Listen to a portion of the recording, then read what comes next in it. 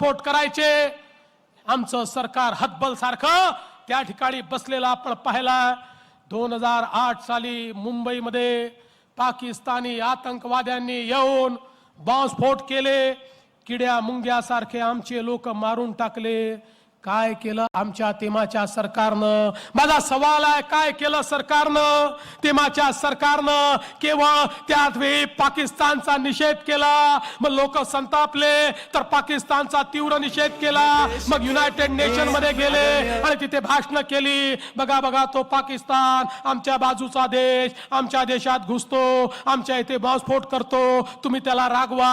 म्हणजे एखाद्या गल्लीमध्ये बंडूनी खंडूला मारायचं, खंडूनी बापाकडे आणि सांगायचं बापू बापू बंडू मला मारतो, तू त्या बंडूला रागव। अरे 125 कोटीच्या देशाच्या प्रधानामध्ये हिम्मत नव्हती की उभा राहिला आणि सांगेल खबरदार पाकिस्तान, जर माझ्या देशात बॉम्बस्फोट केला तर तुझ्या देशात घुसून तुला ठोकेन, हे सांगण्याची हिम्मत या देशामध्ये नव्हती। पण बंधू भगिनींनो, या देशामध्ये परिवर्तन झालं, मोदीजींचं सरकार आलं। हे सरकार आल्यावर नीती बदलली, नियत बदलली आणि मोदीजींनी या ठिकाणी बलशाली भारताची निर्मिती सुरू केली।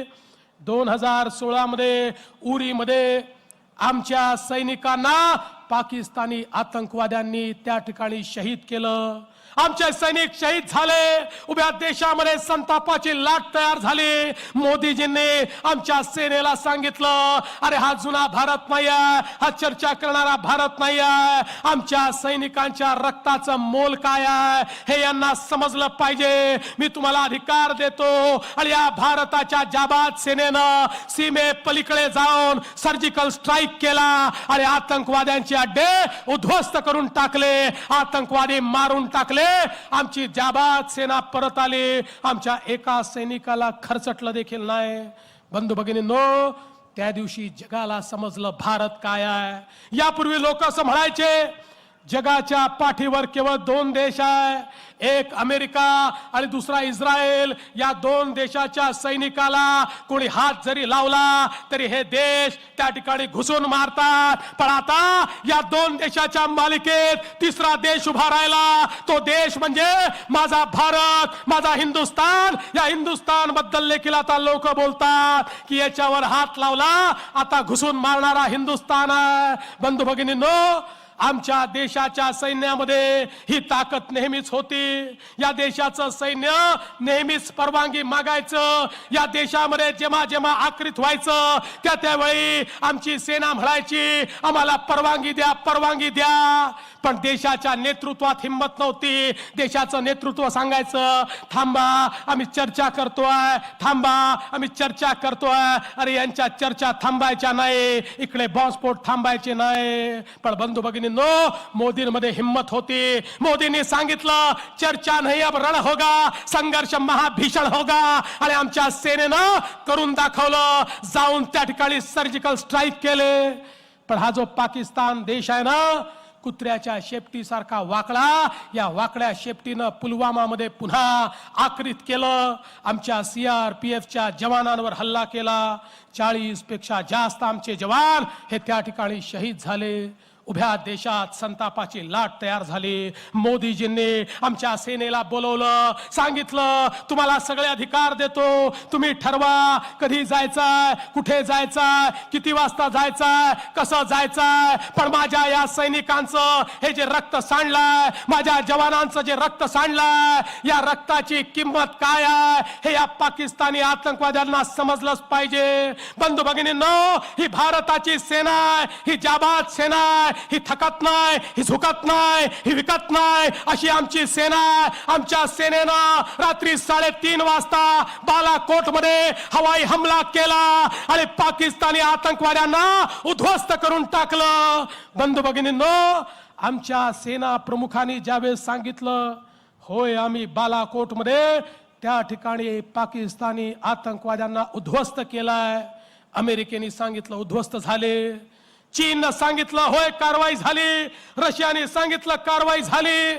पण बंधू भगिनींनो, जगामध्ये 2च लोक असे होते जे आमच्या सैन्याला पुरावा मागत होते, म्हणत होते पुरावा काय आहे, कारवाई झाली, पुरावा काय आहे, पुरावा काय आहे। एक होता पाकिस्तान, कारण पाकिस्तानची अवस्था कशी होती, अवघड जागेचं दुखणं होतं, सहनही होत नाही आणि सांगताही येत नाही अशी पाकिस्तानची अवस्था होती. आणि दुसरी होती ही महाखिचडी. या महाखिचडीचे नेते हे रोज विचारत होते पुरावा काय, पुरावा काय. अरे मी म्हटलं तुम्ही आधी सांगितलं असतं तर बालाकोटमध्ये जे रॉकेट गेलं त्याच्यासोबत तुमचा एक नेता बांधून सोडला असता की जा आणि त्या ठिकाणी पहा कशा प्रकारे आमच्या सैन्यानं या ठिकाणी आपलं शौर्य दाखवलंय.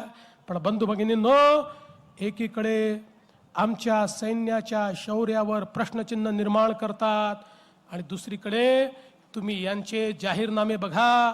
राष्ट्रवादी काँग्रेसचा जाहीरनामा म्हणतो आमचं सरकार आलं तर आम्ही पाकिस्तानशी चर्चा करू, पाकिस्तानशी युद्ध नको, चर्चा करू. अरे चर्चा कोणाशी होते? ज्याला चर्चा करायची आहे त्याच्याशीच चर्चा होते. जो आमच्यावर आक्रमण करतो त्याला तसंच उत्तर द्यावं लागतं. या ठिकाणी आमचा एक मारला तर चार मारणारा आता हा भारत देश आहे, हा चर्चा करणारा देश नाही आहे. कोणीतरी या नादान राष्ट्रवादीच्या लोकांना सांगा, हे म्हणतात चर्चा करा, भारताला ते मंजूर नाही आहे. पाकिस्तान तर त्याच्याही पुढे, या ठिकाणी काँग्रेस पक्ष तर त्याच्याही पुढे चालला गेला. काँग्रेस पक्ष काय म्हणतो? काँग्रेस पक्ष म्हणतो आमचं महाखिचडीचं सरकार आलं तर देशामध्ये आमचं सरकार आल्यानंतर जम्मू काश्मीरमध्ये सेनेला आम्ही परत घेऊ, सेनेला दिलेले अधिकार आम्ही कमी करू. अरे काय अधिकार दिलेत आमच्या सेनेला? दोनच अधिकार आहेत आमच्या सेनेला, दोनच अधिकार. पहिला अधिकार आहे या देशामध्ये एखादा आतंकवादी शिरला तर त्याच ठिकाणी त्याला गोळी मारून ठार करण्याचा अधिकार आहे. आणि दुसरा अधिकार आहे जे लोक पाकिस्तानकडनं पैसे घेऊन भाडोत्री लोक आमच्या सेनेवर दगडफेक करतात त्यांना जेरबंद करण्याचा अधिकार हा आमच्या सेनेला आहे. आणि ही काँग्रेस पार्टी म्हणते हे अधिकार आम्ही काढून टाकू. अरे कोणाकरता म्हणताय, कोणाकरता बोलताय, कोणाकरता जाहीरनामे तयार करताय? याच्या पलीकडे जाऊन काँग्रेस पार्टी म्हणते आमचं सरकार जर देशामध्ये आलं तर आम्ही 124 कलम संपवून टाकू. 124 कलम काय आहे बंधू भगिनींनो? 124 कलम काय आहे? 124 कलम देशद्रोहाचा गुन्हा आहे. एखाद्याने देशद्रोहाचा गुन्हा केला तर 124 अंतर्गत त्याला जेलमध्ये पाठवता येतं. पण बंधू भगिनींनो, काँग्रेस पार्टी म्हणते आम्ही 124 काढून टाकू.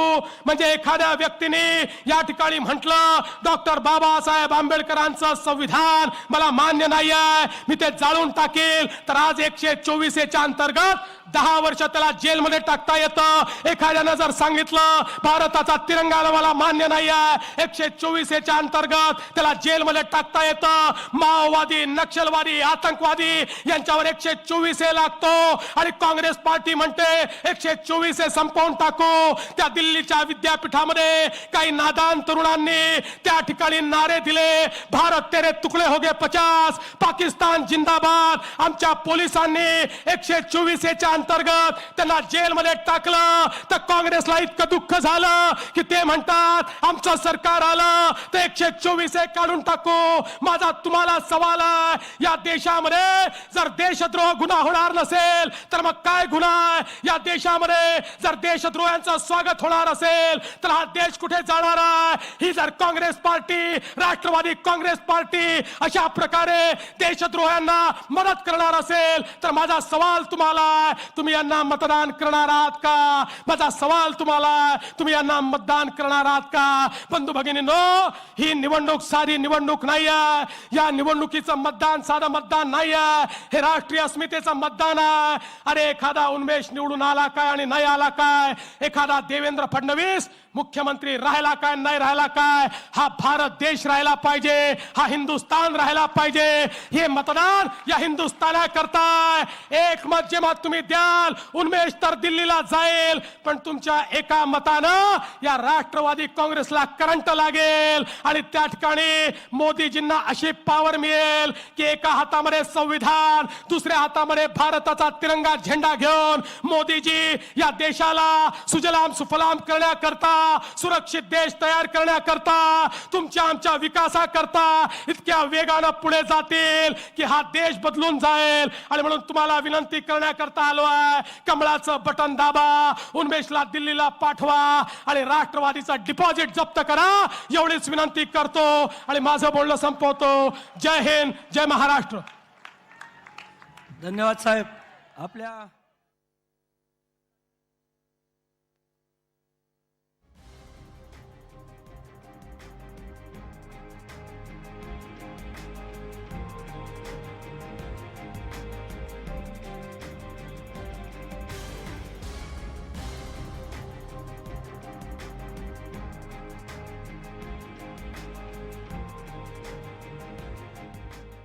या देशामध्ये जर देशद्रोह गुन्हा नसेल तर कुठला गुन्हा आहे? या देशामध्ये जर हे म्हणत असतील की आम्ही देशद्रोहांचं स्वागत करू, तर तुम्ही यांचं स्वागत करणार आहात का? अशा देशद्रोहांना जे या ठिकाणी हार फुलं देतात त्यांना तुम्ही मतदान करणार आहात का? बंधू भगिनींनो, ही निवडणूक साधी निवडणूक नाही आहे. या निवडणुकीमध्ये एखादा उन्मेष निवडून आला काय आणि नाही आला काय, एखादा देवेंद्र फडणवीस मुख्यमंत्री राहिला काय नाही राहिला काय, हा देश राहिला पाहिजे, माझा भारत राहिला पाहिजे, माझा हिंदुस्थान राहिला पाहिजे. आणि म्हणून या निवडणुकीमध्ये ज्यावेळी उन्मेषच्या कमळाचं बटन तुम्ही दाबाल, उन्मेषला तर मत मिळेल, पण त्याच वेळी ते मत नरेंद्र मोदींना मिळेल. भारतीय जनता पार्टी की सरकार